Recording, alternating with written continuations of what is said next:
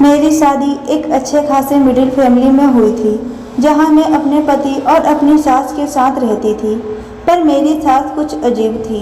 मैं पूरे दिन घर में अकेली बोर हो जाती। मेरे पति काम पर चले जाते और मेरी सास पता नहीं अपने कमरे में पूरे दिन क्या करती। एक दिन मैं कान लगाकर सुनी तो वह किसी से बात कर रही थी। आखिर मेरी सास बंद कमरे में पूरे दिन किससे बात करती है? मेरे ससुर को मरे हुए तो काफ़ी साल हो गए हैं। एक दिन मैं इसका पता लगवाने के लिए मैं उनके कमरे में गई तो मेरी चीख निकल गई, क्योंकि मेरी सास तो मेरा नाम संगीता है। मैं मिडिल क्लास फैमिली से बिलोंग करती हूँ। मेरी शादी भी एक मिडिल क्लास फैमिली में ही हुई। मेरे ससुराल में मेरी सास और मेरे पति थे।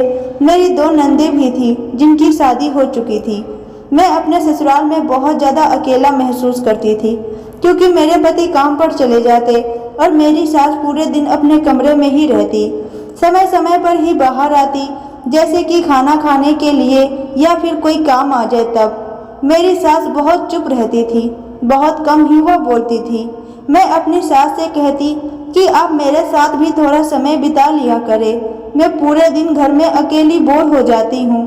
तो मेरी सास कहती, नहीं, मुझे मेरे कमरे में ही अच्छा लगता है, तुम मुझे परेशान ना करो और मुझे मेरे कमरे में ही रहने दो। मैं अपने मन में सोचती, भला कोई औरत पूरे दिन अपने कमरे में कैसे रह सकती है।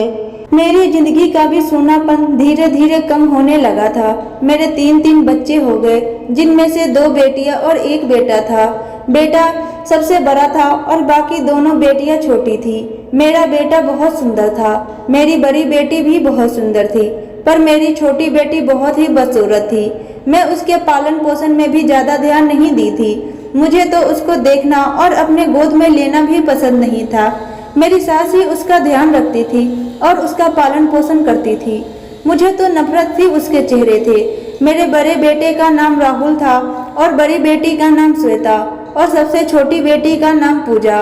पूजा मुझसे ढूंढती कि मैं उसे माँ का प्यार दूं, पर मैं उससे दूर दूर ही रहती। मुझे उसमें कोई दिलचस्पी नहीं थी। मुझे तो उससे बात करना और ना ही मैं उसे अपने साथ कहीं बाहर ले जाती थी। यहाँ तक कि मैं अपने दोनों बच्चों को भी उससे दूर ही रखती। मुझे तो उसे अपनी बेटी कहने में भी शर्म आती थी। जैसे जैसे पूजा बड़ी हो रही थी तो वह मेरे व्यवहार को भी समझ गई थी, इसलिए वो भी मुझे परेशान नहीं करती। जब भी वह मुझे देखती तो खुद ही साइड हो जाती। मैं जब अपनी बड़ी बेटी और बेटे को लाड करती तो पूजा ये सब देखकर मायूस हो जाती, पर मुझे उससे कोई फर्क नहीं पड़ता था। मैं पूजा के तरफ देखते ही तो मेरा मूड खराब हो जाता, इसलिए मैं उसके तरफ देखती ही नहीं थी। मेरी बड़ी बेटी देखने में बेहद सुंदर थी, इसलिए कम उम्र में ही उसके लिए रिश्ते आने शुरू हो गए थे। बहुत अच्छे अच्छे रिश्ते उसके लिए आते। उनमें से एक अच्छा सा रिश्ता देखकर अपनी बड़ी बेटी श्वेता की शादी कर दी। श्वेता अपने ससुराल में बहुत खुश थी। यह देखकर मैं भी खुश थी। श्वेता के जाने के बाद अब मैं फिर से अकेली हो गई थी। नेहा को तो मैं पसंद ही नहीं करती, इसलिए मैं उससे दूर दूर ही रहती। मैंने सोचा कि मैं अपने बड़े बेटे की शादी जल्दी कर दूंगी, ताकि घर में बहू आ जाएगी तो मेरा मन भी लग जाएगा। पर मेरा बेटा विदेश जाने का जिद करने लगा। मैं उसे बहुत समझाती, पर उसने मेरी बात नहीं मानी। मैं अपनी सास से कहती कि माँ जी, आप ही समझाएं इसे। मेरी बात तो यह सुनने को तैयार ही नहीं और ना ही यह अपने पिता की बात सुन रहा है। मेरी सास अपने पोते से बहुत प्यार करती थी, वह तो हमेशा उसी की साइड लेती थी। मेरी सास ने कहा, यही उम्र है मौज मस्ती करने की, शादी के बाद क्या यह सब थोड़ी करेगा, परिवार में उलझ कर रह जाएगा। मेरी सास की बात सुनते मेरा बेटा और एक्साइटेड हो गया। उसने मेरी बात पर बिल्कुल भी ध्यान नहीं दिया और 2 दिन के अंदर ही वह विदेश चला गया। अब मैं पूरे घर में बहुत अकेली हो गई थी। अब मैं सोचती थी कि मैं पूजा की भी शादी हो जाए, पर उसकी शादी करनी इतनी आसान नहीं थी। उस जैसी लड़की को पता नहीं कौन अपनाएगा, यह चिंता मुझे खाए जा रही थी।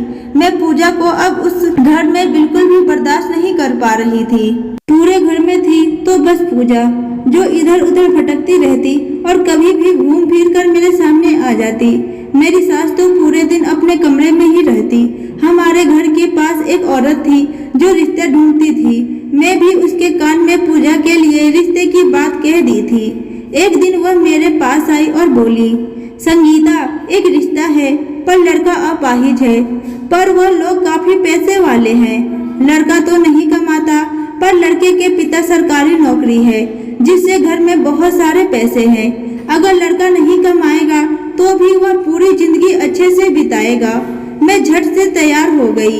आखिर मैं मना भी करती तो क्यों, मुझे कोई फर्क नहीं पड़ता कि लड़का कैसा है या कैसा नहीं, खानदान कैसा है या कैसा नहीं। उसने कहा, कल सुबह ही मैं उन लोगों को बुला लेती हूँ। एक बार वह लोग भी पूजा बिटिया को देख लेंगे तो सही रहेगा और लड़का भी आएगा। पूजा बिटिया और लड़का भी एक दूसरे को देखकर पसंद कर लेंगे। मैंने कहा, ठीक है। मैं नहीं चाहती थी कि इस रिश्ते को मेरी सास या मेरे पति या फिर पूजा इनकार करे, इसलिए मैं सबसे बात कर ली थी। ना चाहते हुए भी मुझे पूजा के पास गई और बोली, कल लड़के वाले आ रहे हैं तुम्हें देखने के लिए। लड़का अच्छा है पर अपाहिज है। अगर वो लोग तुमसे पूछे कि लड़का पसंद है या नहीं तो तुम हाँ में जवाब देना। बहुत मुश्किल से यह रिश्ता मिला है। मैं इसे हाथ से नहीं जाने देना चाहती थी। मैंने बहुत कठोरता से पूजा से यह शब्द कहे थे और फिर मैं वहाँ से आ गई। लड़के वालों को खुश करने के लिए मैंने बहुत सारे पकवान बनाए हुए थे। जब लड़के वाले आए तो मैं सबका स्वागत बहुत अच्छे से की, पर जब मेरी बेटी उनके सामने गई तो लड़का देखकर गुस्से से खड़ा हो गया और बोला, माना कि मेरा एक पैर नहीं है तो क्या आप लोग मेरी शादी इतनी बदसूरत सी लड़की से करेंगे? मुझे यह लड़की बिल्कुल भी पसंद नहीं है, मैं इसे शादी नहीं करूँगा। इतना कहकर वो लड़का चला गया। मैं हक्का बक्का होकर बस गेट की तरफ देखती रह गई। जब एक अपाहिज लड़का पूजा से शादी करने के लिए मना कर दिया तो बाकी के लड़कों को क्या कहना। मैं सर पकड़कर बैठ गई। पूजा रोते हुई अपने कमरे में चली गई और मेरी सास भी। मैंने कई जगह रिश्ते की बात की पर सब पूजा को देखते ही मना कर देते थे। मुझे अब पूजा की फिक्र सताई जा रही थी। आखिर कब तक जवान लड़की को मैं घर में बैठा कर रखती। मेरे पति भी इस चिंता में डूबे हुए थे, पर मेरी सास है कि उन्हें कहाँ किसी की परवाह थी। वह तो बस पूरे दिन अपने कमरे में ही रहती, ना हमसे बात करती और ना ही कोई राय मशवरा देती। एक दिन हमारे घर चलकर एक रिश्ता आया। लड़का बहुत सुंदर था, अच्छे खासे घर से था। लड़का अपने बुआ के साथ हमारे घर आया हुआ था। जब मैं उससे उसकी माँ के बारे में पूछी तो उसने कहा, माँ की तबीयत अभी ठीक नहीं है और पापा काम में व्यस्त हैं, इसलिए मैं और बुआ ही चले आए। मुझे तो यह समझ में नहीं आ रहा था कि आखिर इतना सुंदर लड़का इतनी बदसूरत से लड़की से शादी करने के लिए क्यों तैयार है। खैर, मुझे उससे क्या करना था। मैंने झट से शादी के लिए हाँ कह दिया। पास का ही मुहूर्त देखकर मैंने पूजा की शादी कर दी। पूजा की जो सास थी वह शादी वाले दिन खुद को ढक रखी थी, जैसे वह हमसे छुपने की कोशिश कर रही थी। जब मैं उनसे पूछी इसका कारण तो उन्होंने कहा, मेरी तबीयत ठीक नहीं है, मैं नहीं चाहती कि मेरी बीमारी किसी और को भी हो जाए, इसलिए मैं खुद को सबसे दूर ही रखती हूँ। खैर, मुझे उससे क्या करना। मैं पूजा की शादी करके विदा कर दी और फिर मैं कभी भी उसे देखने या मिलने, यहाँ तक कि फोन से भी बात नहीं करती थी। मैं राहुल और श्वेता के कांटेक्ट में हमेशा रहती थी, पर पूरे दिन घर मुझे काटने को दौड़ता। एक दिन मैं अपने सास के कमरे के पास से गुजर रही थी कि मुझे उनके कमरे से आवाज आई। मेरी सास किसी से कह रही थी, प्लीज वापस आ जाओ, मुझे इतनी बड़ी सजा मत दो।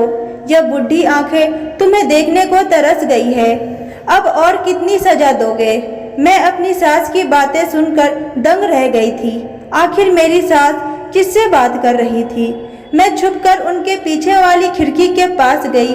खिड़की खुली हुई थी। मेरी सास खिड़की के तरफ पीठ करके बैठी हुई थी, एक संदूक खोल रखी थी और अपने हाथ में एक फोटो और कुछ कपड़े लेकर अपने सीने से लगाकर रो रही थी। मुझे कुछ भी समझ में नहीं आ रहा था कि आखिर मेरी सास यह क्या कर रही है। आखिर वह फोटो किसकी है जिसे मेरी सास अपने सीने से लगाकर बस रोई जा रही थी। अब मैं बहुत बड़ी चिंता में डूब गई थी। मैं रोज ही अपने सास के कमरे के तरफ जाने लगी थी और रोज मुझे यही सुनाई देता कि मुझे मेरी गलतियों की इतनी बड़ी सजा मत दो, प्लीज वापस आ जाओ। मेरी बुढ़ी आंखें तुम्हें देखने को तरस गई है। मैं तो उनके कमरे में भी नहीं जा सकती थी, क्योंकि पूरे दिन मेरी सास अपने कमरे में ही रहती और कमरे को अंदर से बंद करके ही रखती थी। वह तो बस खाना खाने के लिए ही बाहर आती, जो कि मैं ही उन्हें खाना खिलाती थी। इसलिए उस समय भी मैं उनके कमरे में नहीं जा सकती थी। एक दिन मैंने सोचा कि मैं अपने सास के कमरे में सीसीटीवी कैमरा लगवाऊंगी। इसके लिए मैं मार्केट गई, पर जब मैं मार्केट गई तो मेरे साथ कुछ अजीब हुआ। मैं राहुल को देखी, वह किसी लड़की के साथ घूम रहा था। मैं राहुल राहुल करके कितनी बार आवाज लगाई, पर फिर भी उसने पलट कर नहीं देखा। मैं इसी समय राहुल को फोन की। राहुल ने फोन उठाया तो मैंने पूछा कहाँ हो। इस पर राहुल ने कहा, मैं अमेरिका में अपनी कंपनी के अंदर काम कर रहा हूँ। क्या बात है, आप इतनी परेशान क्यों लग रही हैं? मैंने कहा कुछ नहीं, मैं अभी बाजार में बिल्कुल तुम्हारे ही शक्ल का एक लड़का देखी, बस इसलिए थोड़ी घबरा गई थी। इस पर राहुल बोला, यह आप कैसी बातें कर रही हैं? मैं तो अमेरिका में हूँ, इंडिया में कैसे आपको दिख सकता हूँ? आपको कोई गलतफहमी हुई होगी। आप मेरे बारे में ज्यादा सोचती हैं ना, इसलिए। इतना कहकर उसने फोन रख दिया। पर पता नहीं क्यों मुझे बार बार लग रहा था कि वह राहुल ही था। पर फिर मैंने दिल को समझा लिया कि वह राहुल नहीं था, वह कोई और ही होगा, क्योंकि उसके साथ जो लड़की थी वह भी बहुत बदसूरत थी। मुझे तो उसे देखते ही नफरत हो गई थी। मैं अपने ही ख्यालों में घर आई और सीसीटीवी कैमरा लाना भूल गई थी। मैं अपनी सास से बोली, माँ जी, राहुल मेरे कहने पर तो घर आ नहीं रहा, अब आप ही समझाएं कि एक बार घर आकर घूम जाए। पर मेरी सास ने हूँ कहकर चली गई। अगले दिन मैं सुबह उठी ही थी कि किसी ने दरवाजे पर दस्तक दिया। मैंने दरवाजा खोला तो बाहर एक भिखारी खड़ा था। मैं उसे देखकर दरवाजा बंद करने लगी थी कि उसने कहा, तुमने बहुत बड़ा गुनाह किया है अपनी ही छोटी बेटी के साथ। कम से कम एक बार उसे देखकर तो आओ कि वह किस हालत में है। आखिर वह है तो तुम्हारी ही औलाद। पर मैंने उसकी बात पर ध्यान नहीं दिया और दरवाजा बंद कर दिया। पर पता नहीं क्यों मुझे उसकी बातें खाई जा रही थी। आखिर उस भिखारी को कैसे पता कि मैं अपनी बेटी के साथ नाइंसाफी की हूँ? क्या वह अपने घर में खुश नहीं है? मेरा मन तो उसको देखने को बिल्कुल भी नहीं कर रहा था। पर पता नहीं क्यों मेरा दिल बार बार कह रहा था कि एक बार उसे जाकर देख लूं। पूरी रात में बेचैनी से सोई नहीं, करवटें बदल बदल कर मेरी रात बीती। सुबह होते ही मैंने अपनी सास से बात कर उनको अपने साथ लेकर अपनी बेटी पूजा के ससुराल चली। जब मैं उसके ससुराल पहुंची तो वहां के शानो शौकत देखकर मैं हैरत में रह गई थी। पूजा का ससुराल बहुत बड़ा था। उसका मकान तो किसी हवेली से कम नहीं था। नौकर लगे हुए थे घर के कामों के लिए। मैं तो कभी सोच भी नहीं सकती थी कि इतनी बदसूरत लड़की का ससुराल इतना पैसे वाला हो सकता है। मैं घर के अंदर गई। घर की एक नौकरानी ने हमें बहुत ही आदर से एक कमरे के अंदर बैठाया। कुछ देर बाद वहां पर पूजा की सास आई, जो कि खुद को एक चादर में लपेटी हुई थी। मैं जब उनसे पूछी तो वह बोली कि अभी तक मेरी तबीयत ठीक नहीं हुई। मैंने सोचा 6 महीने हो गए और अभी तक इनकी तबीयत ठीक नहीं हुई, भला ऐसी भी कौन सी बीमारी है इन्हें। फिर उन्होंने अपनी बहू को आवाज लगाई। मेरी बेटी पूजा बिल्कुल एक रानी की तरह उस कमरे में दाखिल हुई। उसे देखकर तो यह बिल्कुल भी नहीं लग रहा था कि यह मेरी बेटी पूजा ही है। अब तो वह बहुत ज्यादा बदल गई थी। पूजा मेरे और अपनी दादी के पैर छुई और फिर हमारे लिए चाय नाश्ता लेने चली गई। तब तक वहां पर एक औरत आई। उसने अपने गोद में एक बहुत ही बदसूरत सा बच्चा ले रखा था। मुझे तो उस बच्चे की तरफ देखने का भी मन नहीं हो रहा था। मैंने अपना मुंह घुमा लिया, पर पूजा की सास ने बहुत प्यार से उस बच्चे को अपने गोद में लेकर लाड लडाने लगी और फिर मेरे गोद में लाकर रख दी। मैं झटके से खड़ा हो गई। फिर पूजा की सास बोली, क्या हुआ? आखिर अपने ही खून से कोई दूर थोड़ी भागता है। मैं हैरत से उनकी तरफ देखी और फिर बोली, यह आप क्या बोल रही हैं? मेरा खून? पर अभी तो पूजा की शादी को सिर्फ 6 महीने ही हुए हैं, फिर पूजा का बच्चा कैसे हो गया? इस पर पूजा की सास बोली, अरे अरे, आप नानी नहीं बनी पर दादी तो बन गई। यह आपका ही नाती है। मैं हैरत से बोली, यह आप क्या बोल रही हैं? तभी पीछे से मेरा बेटा राहुल भी आ गया। मैं भागकर उसके पास गई और बोली, यह सब क्या है? तुमने शादी कर ली और यह बच्चा? राहुल ने कहा, हाँ माँ, मैंने शादी कर ली और यह बच्चा भी मेरा ही है। और तो और मैं कभी विदेश भी नहीं गया था, बल्कि मैं तो इंडिया में ही था अपनी पत्नी और अपने बच्चे के साथ। इतना सुनते ही मैं खींचकर एक थप्पड़ राहुल को मारी और बोली, मैं तुम्हारे लिए वहाँ तड़प रही थी और क्या तुम्हें बिल्कुल भी अपनी माँ की परवाह नहीं है? इस पर पूजा की सास बोली, बस करिए बहन जी, आप राहुल को क्यों मार रही हैं?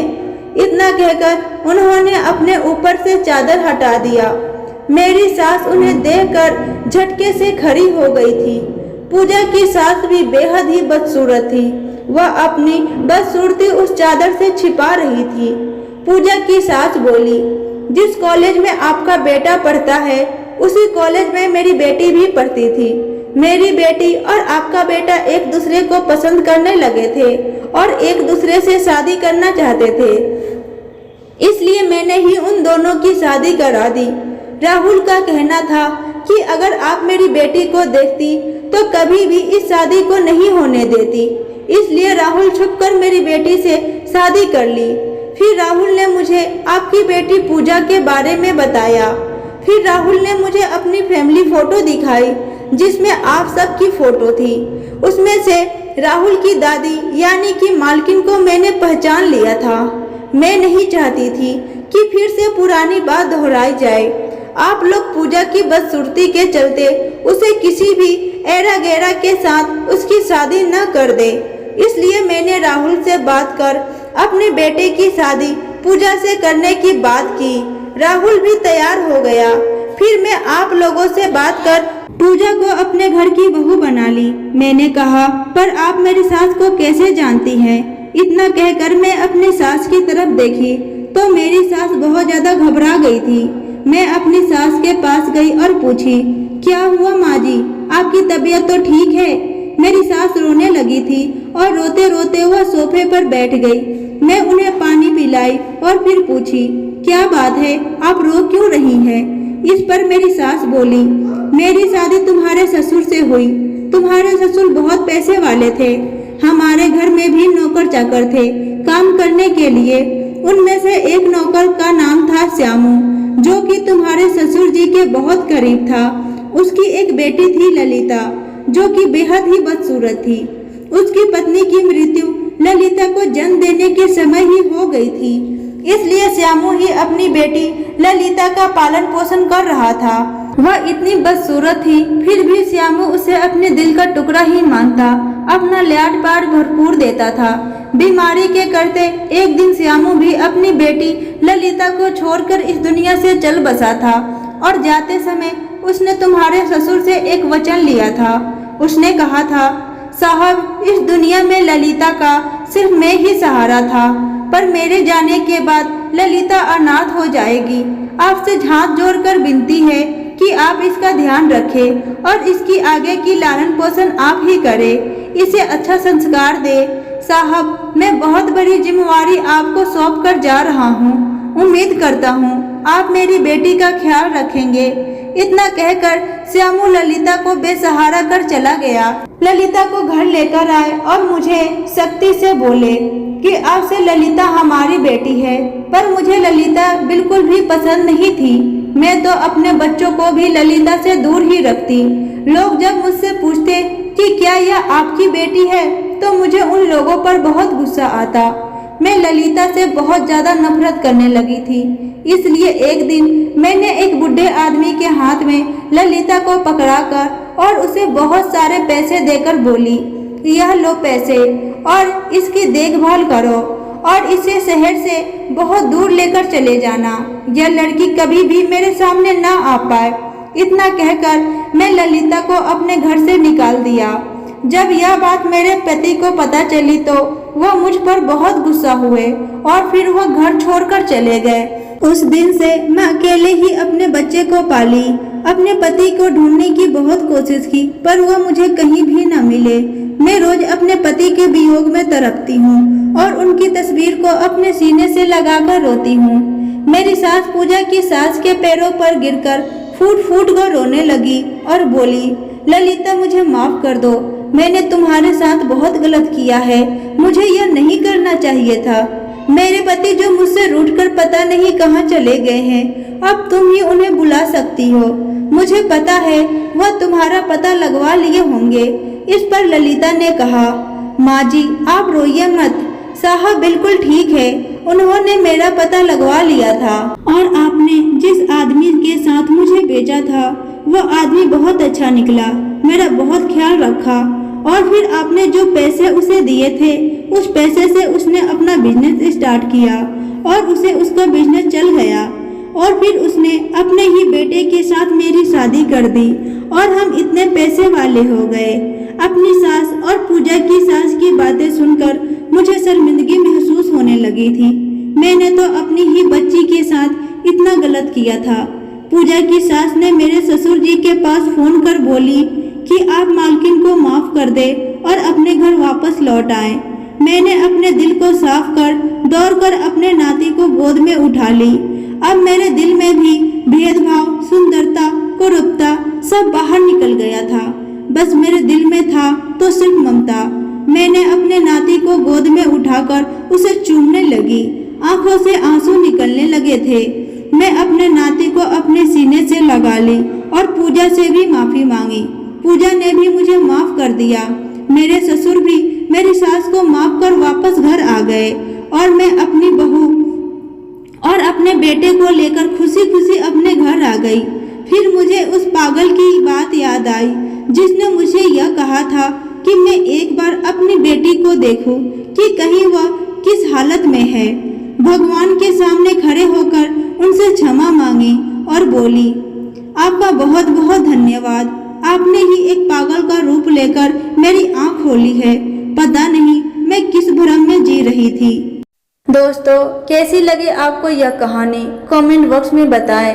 वीडियो अच्छी लगी हो तो वीडियो को लाइक करें, चैनल पे नए हैं तो चैनल को सब्सक्राइब करें और कहानी को देखने के लिए आपका बहुत बहुत धन्यवाद।